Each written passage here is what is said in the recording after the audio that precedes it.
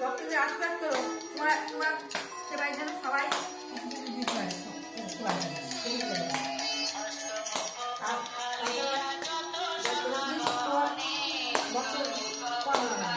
পাপড়টা নিচে করে যাবো কেন? হ্যাঁ, সোনা খেয়েছে নাকি? পাপড় নিচে করে যাবো কেন? কারণ কি না ভালো করেছিল না না ধরো দে উঠাই দিই আরে ভালোই ছিল তাহলে ইঁদুর টিঁদুর আছে নাকি? ইঁদুর আছে না? ইঁদুর আছে? এই ওখান থেকে ব্যাঙে খাওয়া ওই যে না না ওই যে ব্যাংকে তাই করে টাকা যে মানে বিক্রি করবে